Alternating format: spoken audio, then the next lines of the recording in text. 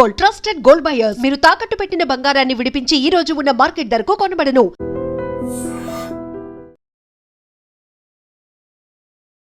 నమస్తే, నేను Kavitha. Welcome to iDream news and నిజాలు. బంగ్లాదేశ్లో జనరల్ ఎలక్షన్స్ రేపు జరగబోతున్నాయి. ఇమ్మీడియట్గా కౌంటింగ్ స్టార్ట్ అవుతుంది. శుక్రవారం రోజు రిజల్ట్స్ అనేవి రాబోతున్నాయి. అక్కడ హిందూ మైనారిటీల మీద ఇప్పటికే దాడులు కొనసాగుతూనే ఉన్నాయి.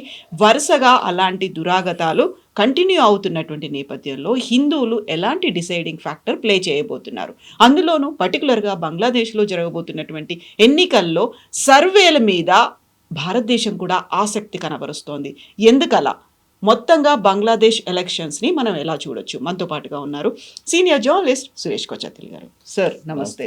సో బంగ్లాదేశ్ ఈ మధ్య కాలంలో విపరీతంగా వార్తల్లో ఉంది. అందులోనూ షేక్ హసీనా భారతదేశంలో ఉన్నప్పుడు అక్కడికి వెళ్లకుండానే ఎలక్షన్స్ తను పార్టిసిపేట్ చేయకుండానే జరుగుతున్నటువంటి ఎన్నికలు ఇవి. మొత్తంగా 350 అంటే 300 స్థానాలకి ఎన్నికలు జరగబోతున్నాయి. ఎలా ఉంది సార్ అక్కడ అంత ట్రెండ్ అనేది?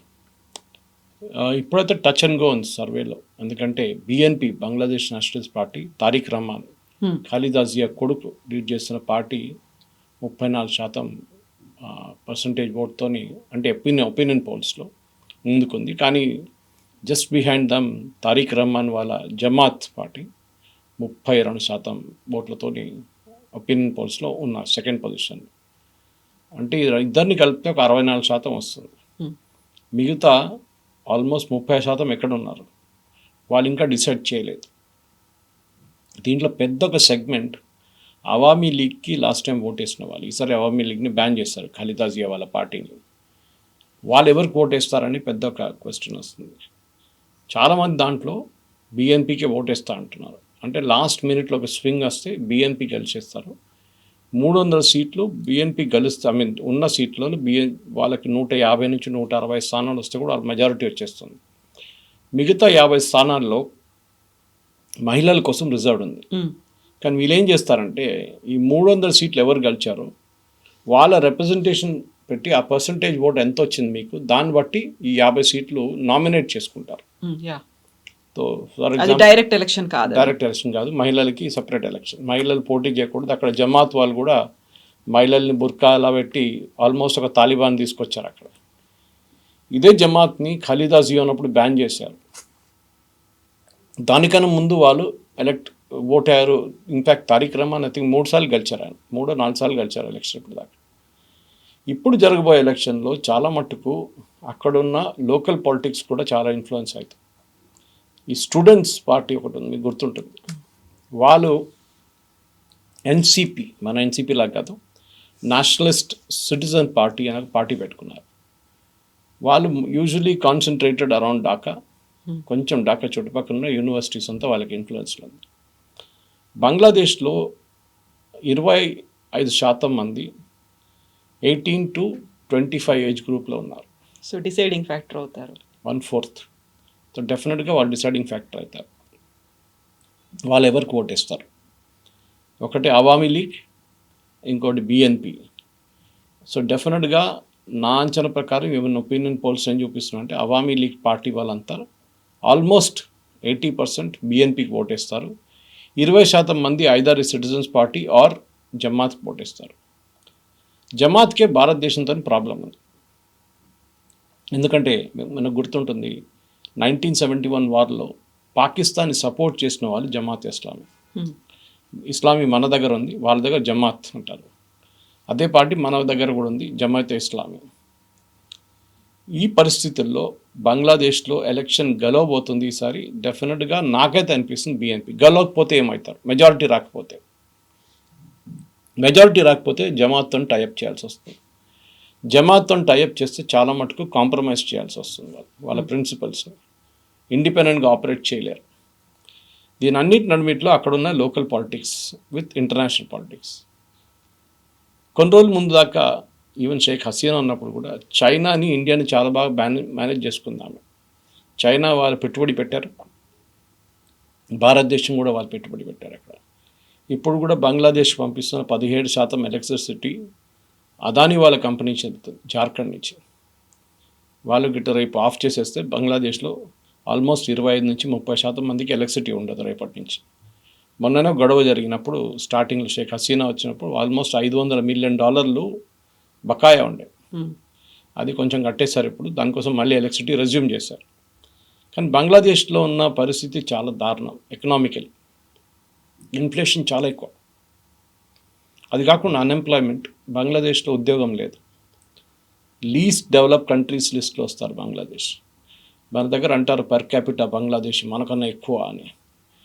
అది అట్లా కాదు, అది వాళ్ళ క్యాల్కులేషన్ తప్పు. ఎందుకంటే పాపులేషన్ తక్కువ ఉన్నప్పుడు న్యాచురల్లీ మీ ఇన్కమ్ ఎక్కువ చూపిస్తుంది. 1000 మందికి 10,000 రూపాయలు ఉంటే 100 మందికి అదే 10,000 రూపాయల విలువ ఎక్కువ ఉంటుంది. సో పాపులేషన్ తక్కువ. మన 140 కోట్లు ఉన్నాం మనం. మనది యావరేజ్ పర్ క్యాపిటా ఇస్ $3,000. అదే టైంలో యూఎస్ పర్ క్యాపిటా చూడండి $90,000. $90,000 పర్ క్యాపిటా ఆఫ్ యూఎస్, అంటే పర్ పర్సన్కి ఉన్న ఇన్కమ్ పర్ ఇయర్. భారతదేశంలో per person per income per year is $3,000. చాలా డిఫరెన్స్ ఉంది. బంగ్లాదేశ్ మెయిన్ ఎక్స్పోర్ట్, వాళ్ళు దాని మీద బతుకుతారు, అది టెక్స్టైల్స్. ఇప్పుడు మనం చూసాం నిన్ననే కొత్త ఒప్పందం చేసుకున్నారు బంగ్లాదేశ్ యూఎస్ కలిసి. అది ఎలక్షన్లో కూడా చాలా మటుకు ఇన్ఫ్లుయెన్స్ చేస్తుంది. దానికోసం ఒకరోజు ముందు సైన్ చేశారు. ఎందుకంటే ఇప్పుడున్న గవర్నమెంట్కి క్రెడిబిలిటీ లేదు. మొహమ్మద్ యూనస్కి they are not unelected government. వాళ్ళు ఎట్లా సంతకం పెడతారు? కొత్త గవర్నమెంట్ వచ్చిన తర్వాత పెట్టాలి కదా, చేయలేదు, ముందే చేసుకున్నారు యూఎస్ వాళ్ళు. దాంట్లో ఏం చెప్పారంటే బంగ్లాదేశ్ నుంచి యూఎస్కి పంపిస్తున్న కొన్ని టెక్స్టైల్స్ మీద 0% ఉంటుంది. ఈ ఎలక్షన్లో అది ఇన్ఫ్లుయెన్స్ కాబోతుంది. ఎందుకంటే 0% ఇచ్చారు చూడండి, ఎవరు చేపించారు అని ఒక క్రెడిట్ తీసుకోవడానికి చాలామంది ఉంటారు ఇప్పుడు దాంట్లో. బంగ్లాదేశ్లో చాలామంది మహిళలు పనిచేస్తున్న ఇట్లాంటి ఫ్యాక్టరీస్లో, వాళ్ళ ఓట్లు చాలా ఇంపార్టెంట్. మనం చూడాల్సిందంటే ఇప్పుడు రేపు జరగబోయే ఎలక్షన్లో 38% దాకా బిఎన్పి తీసుకెళ్ళిపోతే వాళ్ళకి ఒక 170 నుంచి 180, 190 దాకా కూడా వెళ్ళచ్చు. పాకిస్తాన్కి ఒక రోల్ కూడా ఉంది దాంట్లో. అక్కడ పాకిస్తాన్ సపోర్ట్ చేస్తుంది ఈ స్టూడెంట్స్ వింగ్ని. అది కాకుండా that is NCP plus Jamaat ఇప్పుడు షేక్ హసీనా టైంలో బ్యాన్ చేస్తుంది, మీకు గుర్తుంటారు. ఎలక్షన్లో పోటీ చేయలేరు వాళ్ళు. ఇప్పుడు షేక్ హసీనాని బ్యాన్ చేశారు. బంగ్లాదేశ్ ఎలక్షన్ ఒక షామ్. ఎందుకంటే ఇంటర్నేషనల్ లెవెల్లో ఒక పార్టీని మీరు పోటీ చేయకుండా ఉండడానికి బ్యాన్ చేస్తే then that is a sham. ఎందుకంటే ప్రెసిడెంట్ ట్రంప్ ఎప్పుడు వెనజువేలా గురించి చెప్తూ ఉంటారు. అక్కడ అదే జరుగుతుంది. ఆపోజిషన్ లీడర్ని వాళ్ళ కంట్రీ నుంచి బయటికి తీశారు. ఇదే బంగ్లాదేశ్లో జరుగుతుంది కదా. So why is US accepting it? అది మనం ఫస్ట్ క్వశ్చన్ అనమాట. కానీ కవిత గారు ఇప్పుడు చెప్పిన దాని ప్రకారం బంగ్లాదేశ్లో ఎవరు గెలిచినా కానీ BNP or Jamaat or NCP or a coalition of all this, వాళ్ళ ఎకానమీ చాలా పెద్ద ప్రాబ్లంలో ఉంది. పాకిస్తాన్ కన్నా దారుణ స్థితిలో ఉన్నారు బంగ్లాదేశ్. కానీ అక్కడ అడ్వాంటేజ్ ఏంటంటే యూఎస్ పెద్ద పెట్టుబడి పెడుతున్నారు అక్కడ. వాళ్ళకి యూఎస్కి బంగ్లాదేశ్ని చైనాని కౌంటర్ చేయడానికి వాడుకుంటారు. ఎస్పెషల్లీ సౌత్ చైనా సీ కానివ్వండి, నార్త్ బంగ్లాదేశ్లో కూర్చుంటే వాళ్ళకి చైనా, టిబెట్ వైపు నుంచి చైనాని మానిటర్ చేయొచ్చు వాళ్ళు. బంగ్లాదేశ్ కూడా అప్పుడప్పుడు హిందువుల మీద మనం చూస్తుంటారు రెగ్యులర్గా దాడి జరుగుతుంది. అది ఓపెన్ చేశారు ఇప్పుడు కామెంటరీతోని, దట్ హిందువుల మీద చాలా మటుకు దాడి జరుగుతుంది. నిన్న కూడా జరిగింది, ఇంకా జరుగుతుంది. మరి ఏం చేయలేము. ఎందుకంటే షేక్ హసీనా ఉన్నప్పుడు దాకా మనకు ఒక పట్టు ఉండే అక్కడ హిందువులు సేఫ్గా ఉన్నారు. 17 నుంచి 18% ఉన్న హిందువులు 24 దాకా ఉండే యాక్చువల్లీ ఇండిపెండెన్స్ టైంలో. ఇప్పుడు 4% కూడా లేరు. అప్పుడు కూడా కొంతమంది అంటారు 1 కోటి మంది ఇప్పుడు కూడా ఉన్నారు బంగ్లాదేశ్లో. వాళ్ళెవరికి వేస్తారు ఓట్లు? చిటగాంగ్ వైపు అని కానివ్వండి, సిల్హెట్ వైపు కానివ్వండి, ఇట్లాంటి చాలా మటుకు ఉన్నాయి. ఎవరు ఓటేస్తారు వాళ్ళు? అక్కడే వచ్చింది క్రూషియల్ ఫ్యాక్టర్. సో ఒక నెల ముందు ఒక అనౌన్స్మెంట్ ఉండే దట్ ఈ హిందువులందరూ కలిసి వాళ్ళు ఒక ఓన్ పార్టీ పెట్టుకున్నారు, 70 సీట్లు పోటీ చేయబోతున్నారని. కానీ దాని తర్వాత ఎక్కువ దాని మీద న్యూస్ లేకుండే. బహుశా ఈ ఎలక్షన్లో ఒక 50 స్థానాలు వాళ్ళు పోటీ చేస్తారు. ఎన్ని గెలుస్తారు అనేది పెద్ద ఒక క్వశ్చన్ మార్క్. ఎందుకంటే హిందువులు ఒకరే ఓటేసి గెలవడం అంటే బంగ్లాదేశ్లో ఇంపాసిబుల్. బంగ్లాదేశ్ ఇప్పుడు అందరూ చెప్తున్నారు ఏంటంటే ఒక తాలిబాన్ రూల్డ్ ఆఫ్ఘనిస్తాన్ లాగా మారిపోతుంది బంగ్లాదేశ్. బిఎన్పి కొంత మహిళల్ని పార్టీ ఎలక్షన్లో పెట్టారు క్యాండిడేట్గా. జమాత్ ఇస్లామీ ఒక్క మహిళని కూడా ఎలక్షన్లో పోటీ చేయలేదు. వాళ్ళేంటంటే మహిళలకి బయట వెళ్తే పరదా వేసుకోవాలి, మహిళలు పోటీ చేయడానికి కాదు, వాళ్ళు ఇల్లు చూసుకోవాలి, అంతే వాళ్ళ పని. So that is typically Taliban mind set. అందులో కూడా గతంలో అక్కడ షేక్ హసీనా వర్క్ చేశారు, బేగం ఖలీదా జియా వర్క్ చేశారు. ఇవి అయినప్పటికీ కూడా ప్రధానమంత్రులుగా మహిళలే ఉన్నప్పటికీ, ముస్లింలు అయినప్పటికీ కూడా అక్కడ స్టిల్ అక్కడ సాధారణ మహిళలు వాళ్ళ మీద, గృహిణుల మీద ఇలాంటిది మాత్రం ఉంటూనే ఉంది. ఎస్, డెఫినెట్గా. ఎందుకంటే ఇస్లామిక్ ఫిలాసఫీ అనగానే అదే వస్తుంది ఫస్ట్. ఇరాన్ చూడండి మీరు, ఇరాక్లో దీనికన్నా ముందు సద్దాం హుసేన్ ఉన్నప్పుడు చాలా మోడర్న్ ఉండే, ఇప్పుడు మళ్ళీ దేవ్ గాన్ బ్యాక్. ఆఫ్ఘనిస్తాన్ చూడండి, వాళ్ళు మొత్తం తాలిబాన్ అయిపోయారు. ఇక్కడ సిరియా చూడండి, సిరియాలో ఒక part of Syria is already under Islamic rule, అట్లా చెప్పొచ్చు మనం. ప్రతి చోట ఎక్కడెక్కడ ఇస్లామిక్ రూల్ వస్తుందో మహిళల్ని పక్కన తోసిస్తారు. మీకు గుర్తుంటుంది, హైదరాబాద్లో కూడా మన దగ్గర ఒక ఎంపీ వాళ్ళ ఇంటికి మన రాజ్దీప్ సర్దేశాయ్ గారిని పిలిపించి బిర్యానీ తినిపించారు, చాలా పెద్ద డిన్నర్ చేయించిన తర్వాత రాజ్దీప్ అడిగారంట, మీ ఆవిడని కలవచ్చా, ఇంత బాగా బిర్యానీ చేసింది, కాంప్లిమెంట్ చేయాలంటే లేదు, మా ఇంట్లో మహిళల్ని మేము ఎవరిని కలవనీయం బయట వాళ్ళు. అంత regressive mindset, educated people మన దగ్గర. అప్పుడు మీరు బంగ్లాదేశ్, తాలిబాన్, పాకిస్తాన్, ఆఫ్ఘనిస్తాన్ సంగతి మాట్లాడక్కర్లేదు, they are even more backward. అట్లాంటి పరిస్థితుల్లో ఈ ఇస్లామిక్ ఫిలాసఫీని తీసుకొచ్చి బంగ్లాదేశ్ని, ఇప్పుడు కూడా వాళ్ళు ఏమంటారు, వాళ్ళ కాన్స్టిట్యూషన్ ప్రకారం దే ఆర్ సెక్యులర్, కానీ ఎక్కడ సెక్యులరిజం నాకైతే కనిపించట్లేదు. ఎందుకంటే అక్కడ ఇస్లామిస్టే రూల్ చేస్తున్నారు, అల్లాహు అక్బరే వాళ్ళ పిలుపు. సో దెన్ డెఫినెట్గా they will not allow any other religion, especially హిందువులను అక్కడ ఉండనియరు. దీనికే మనం సిటిజన్షిప్ అమెండ్మెంట్ యాక్ట్ తీసుకొచ్చాం, చట్టం అయింది. బంగ్లాదేశ్ నుంచి హిందువులు పారిపోయి రేపు వస్తే కూడా మన వైపు రావచ్చు, కానీ వాళ్ళ దగ్గర అక్కడ ఉన్న మొత్తం ఇల్లు, వాళ్ళ ఆస్తి అంతా అక్కడ పెట్టేసి రావాల్సి అంటే చాలా కష్టం ఉంటుంది. పాకిస్తాన్తో మన 47లో జరిగిన అదే సిచ్యువేషన్కి వస్తాం మనం. కానీ నేనది చూసిన ఏంటంటే, ఈ ఎలక్షన్లో జమాత్కి ఒక రోల్ ఉంటే, that is either the coalition or even as a winner, then Bangladesh is finished.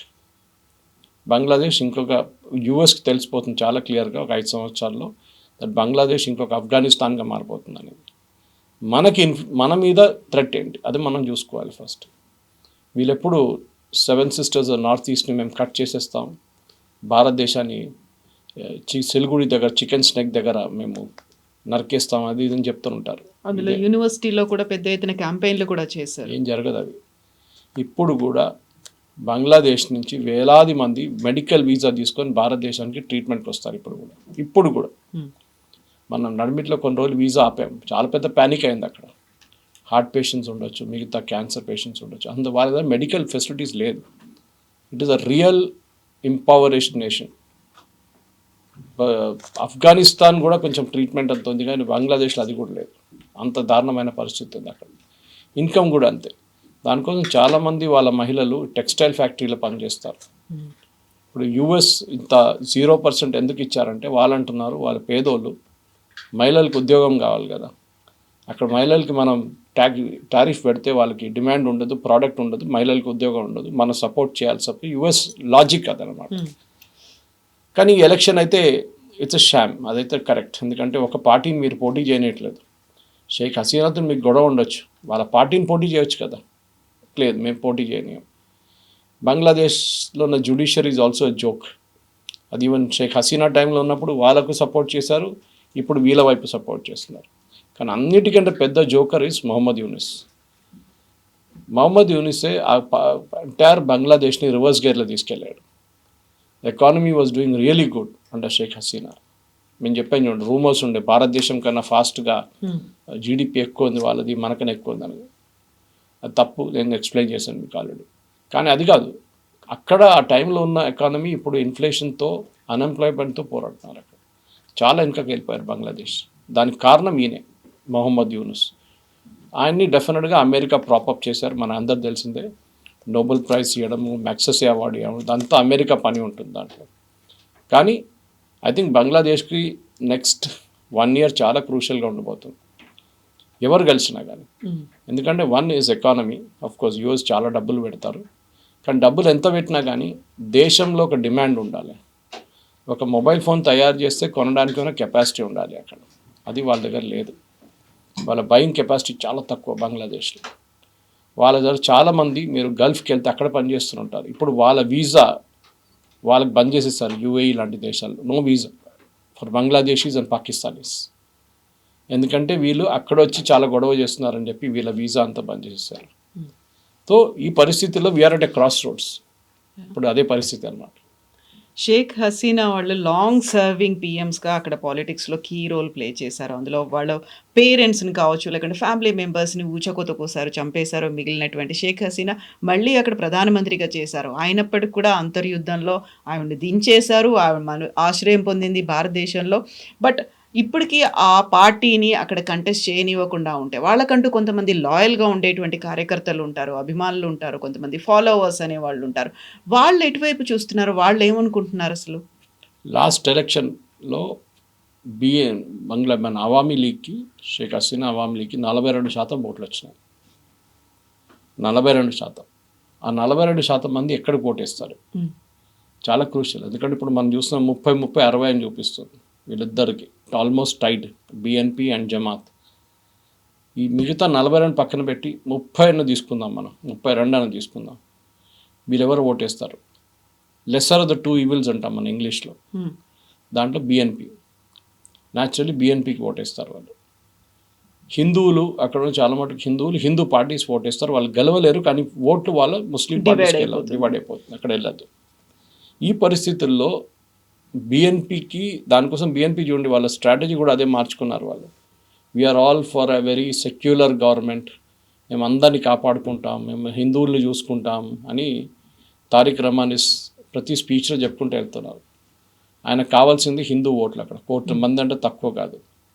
అది కాకుండా బిఎన్పి ఓట్స్, అది బిఎన్పి ఓట్స్ నుంచి అవామీ లీగ్ ఓట్స్ రావాలంటే డెఫినెట్గా ఆ పాట పాడాల్సిందే వాళ్ళు. కానీ వాళ్ళు ఓట్ వేస్తారో లేదో, బాయ్కాట్ చేస్తారో లేదో రేపు ఓట్ పర్సంటేజ్ మీద తెలిసిపోతుంది. బయటికి వచ్చి ఓట్ వేయకపోతే then BNP will be in a big problem. Voting percentage పెరిగితే లాస్ట్ టైం కన్నా దెన్ బిఎన్పి గెలుస్తారు. ఇది ఇప్పుడున్న ఒక అనాలిసిస్ ప్రకారం. కానీ రేపు ఏం జరుగుతుందో మనం చెప్పలేము. ఎందుకంటే Bangladesh is a failed democracy. Pakistan లా కాదు, పాకిస్తాన్ దారుణ పరిస్థితి. Here it is slightly better. Sheikh Hasina కూడా ఏదో మహాత్మా కాదు, ఆమె కూడా చాలా గొడవ చేసింది అక్కడ. ఆమె టైంలో జమాత్ని బ్యాన్ చేసింది ఆమె. షేక్ ఖలీదా జియాని జైల్లో పెట్టింది ఆమె. చాలా జరిగింది అట్లాంటిది. కానీ బంగ్లాదేశ్ షేక్ ముజిబుర్ రెహమాన్ చంపిన తర్వాత, ఆఫ్టర్ 71లో బంగ్లాదేశ్కి వచ్చిన తర్వాత, అప్పటి నుంచి ఇవాళ దాకా బంగ్లాదేశ్లో స్టెబిలిటీ అనేది లేదు. షేక్ హసీనా 3 సార్లు రూల్ చేశారు, కరెక్ట్. ఒక డిక్టేటర్ దాకా రూల్ చేస్తుంది ఆమె, అది కూడా కరెక్ట్. కానీ బంగ్లాదేశ్ పరిస్థితి ఇప్పుడు ఎట్లా అయిపోయిందంటే, ఒక డిక్టేటర్ వాళ్ళకి కావాలి. నార్మల్ ఒక సాఫ్ట్ మనిషితో బంగ్లాదేశ్ పనికిరాదు. పాకిస్తాన్ లాగానే. పాకిస్తాన్లో ఆర్మీ ఎందుకు నడిపిస్తారంటే సివిలియన్ గవర్నమెంట్ హ్యాండిల్ చేయలేదు ఇదంతా. షబాజ్ షరీఫ్ ఉండొచ్చు, నవాజ్ షరీఫ్ ఉండొచ్చు, దానికన్నా ముందు ఉన్న ఇమ్రాన్ ఖాన్ ఉండొచ్చు, జర్దారీ ఉండొచ్చు, బెనజీర్ భుట్టో, ఎవరైనా కానివ్వండి, జుల్ఫికర్ అలీ భుట్టో నుంచి, they cannot rule the country. దానికోసం పాకిస్తాన్లో ఎప్పుడు ఆర్మీ రూల్ చేస్తారు, సివిలియన్ అడ్మినిస్ట్రేషన్ పక్కన కూర్చుంటారు. బంగ్లాదేశ్లో బంగ్లాదేశ్ ఆర్మీ మోరల్లెస్ న్యూట్రల్ ఉంటారు. వాళ్ళు చూస్తుంటారు, మీరు ఇప్పుడు దాకా అంత ఎక్కువ గొడవ చేయలేదు. ఖలీదా జియా వాళ్ళ హస్బెండ్ వాజ్ వాళ్ళ అటాక్ చెప్పొచ్చు, మీరు ఖలీదా జియా వాళ్ళ పార్టీ చెప్పొచ్చు దాని గురించి. మీరు మిగతా పార్టీలు కూడా చూడండి, అందరికీ ఆర్మీతో అసోసియేషన్ ఉంది బంగ్లాదేశ్లో. కానీ Bangladesh army never interfered with the election process. వాళ్ళు ఉంటారు పక్కన, కానీ ఎప్పుడు వాళ్ళు అక్కడ కూ లాంచ్ చేయడమో, టేక్ ఓవర్ చేయడమో. ఎందుకంటే పాకిస్తాన్లో అయూబ్ ఖాన్ టైం నుంచి ఇప్పుడు అసీం మునీర్ దాకా ఆర్మీ పరిపాలిస్తున్నారు. పాకిస్తాన్లో అంటారు చూడండి, army and Allah will rule the country అని, అదంతే సంగతి. ఆ పరిస్థితిలో ఉన్నాం. సో డెఫినెట్గా పాకిస్తాన్ ఇన్ఫ్లుయెన్స్ మనకు వరీ ఫ్యాక్టర్ యాక్చువల్. ఎందుకంటే మనం చూసాం, క్రికెట్ది కూడా చూసాం పాలిటిక్స్. బంగ్లాదేశ్ని పాకిస్తాన్ సపోర్ట్ చేస్తున్నారు క్రికెట్ బాయ్కాట్లో. బంగ్లాదేశ్ పాకిస్తాన్ దగ్గర అంటున్నారు, మీ ఇండియాతో మ్యాచ్ ఆడాలి, వీఆర్ లైక్ బ్రదర్స్. ఆ యాటిట్యూడ్కి వచ్చేసారు వాళ్ళు. పాకిస్తాన్ నుంచి డైరెక్ట్ ఫ్లైట్స్ మొదలుపెట్టారు ఢాకాకి. పాకిస్తాన్ నుంచి ఆయుధాలు పంపిస్తున్నారు ఢాకాకి. దాన్ని నడుస్తున్నప్పుడు definitely we should be worried. ఎందుకంటే మనం ఓన్లీ మన వెస్టర్న్ ఫ్రంట్ చూస్తూనే ఉంటాం ఇప్పుడు దాకా. ఇప్పుడు నా ఈస్టర్న్ ఫ్రంట్ కూడా చూడాల్సి వస్తుంది మనకి. ఇటువైపు నుంచి మన మీద ఏమైనా రేపటి దాడి మొదలైతే అది problem. It all depends on also the west Bengal elections. ఇప్పుడు రాబోయే వెస్ట్ బెంగాల్ ఎలక్షన్ దానికి ఒక పెద్ద ఇండికేటర్. ఎందుకంటే మమతా బెనర్జీ ఆమెకు పెద్ద వరి ఏంటంటే ఈ బంగ్లాదేశ్ నుంచి వచ్చిన వాళ్ళ పేర్లు లిస్ట్ని తీసేస్తే ఆమె ఓడిపోతే అక్కడ ఒక బీజేపీ గవర్నమెంట్ వస్తే వాళ్ళ టఫ్ స్టాండ్స్ తీసుకుంటారు. వాళ్ళు అక్కడ ఉన్న బంగ్లాదేశ్ని అందరిని తెరిమి కొడతారని డౌట్ లేదు. ఆల్రెడీ ఫెన్సింగ్ గురించి కాంట్రవర్సీ నడుస్తుంది. బీఎస్ఎఫ్కి ల్యాండ్ ఇవ్వట్లేదు, కోర్టుకి వెళ్ళారు, కోర్టు అన్నారు ల్యాండ్ హస్ బి గివన్ అన్నారు. అమిత్ షా గారు స్టేట్మెంట్ కూడా ఇచ్చారు దాన్ని.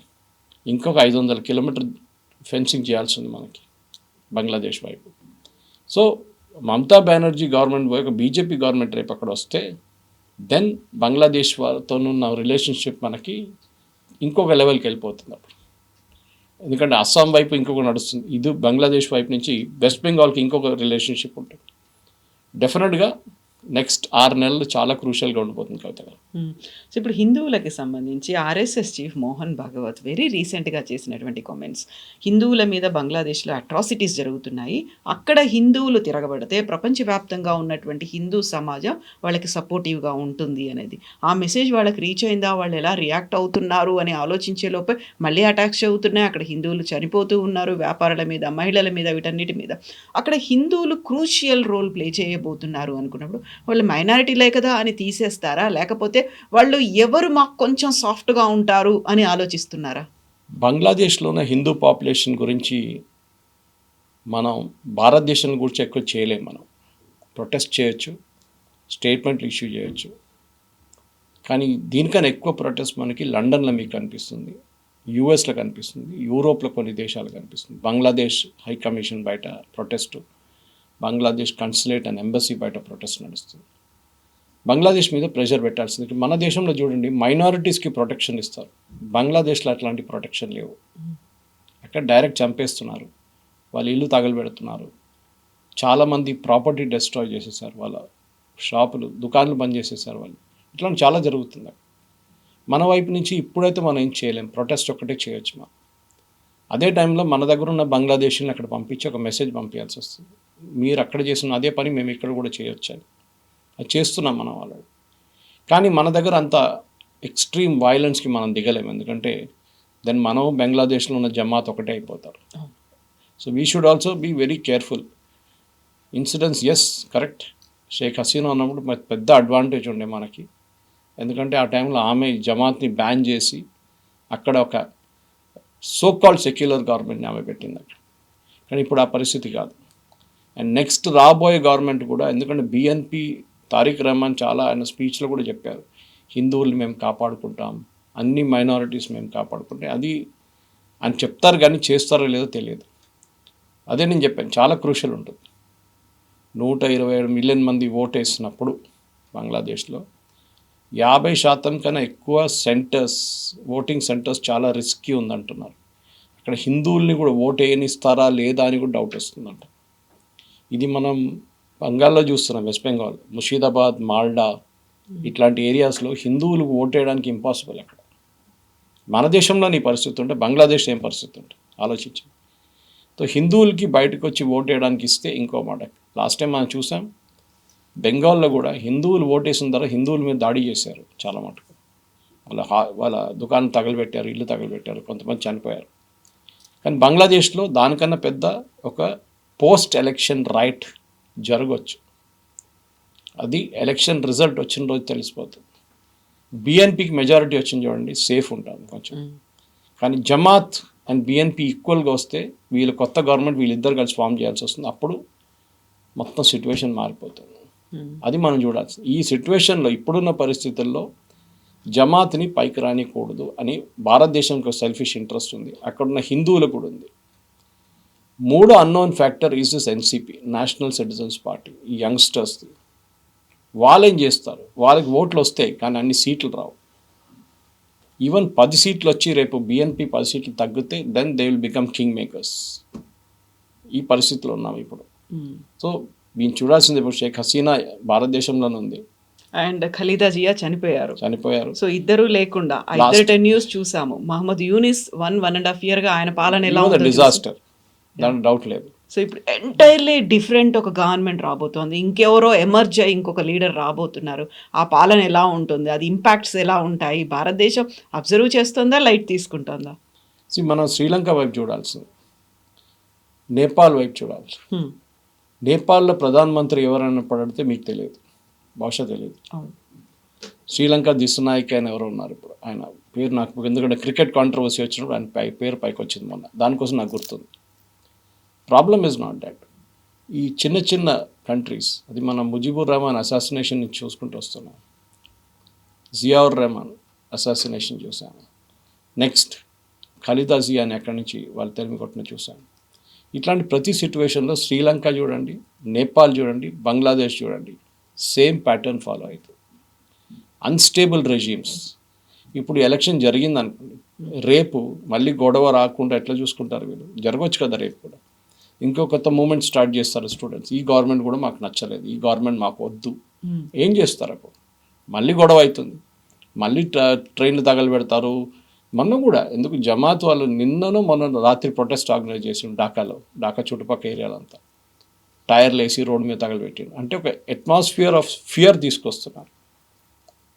మీరు గిట్ట బిఎన్పికి ఓటేస్తే ఆర్ షేక్ హసీనా వాళ్ళ పార్టీ వాళ్ళు ఇంకా స్టూడెంట్స్ పార్టీకి కాకుండా హిందువులతో వెళ్ళి కుమ్మక్కే ఓటేస్తే దెన్ మేము మిమ్మల్ని చూసుకుంటాం అని చెప్పి ఒక ఓపెన్ థ్రెట్ వచ్చేస్తుంది.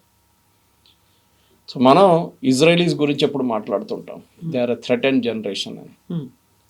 బంగ్లాదేశ్లో ఉన్న హిందువులు కూడా అదే సంగతి, they are also generation at risk అన్నమాట.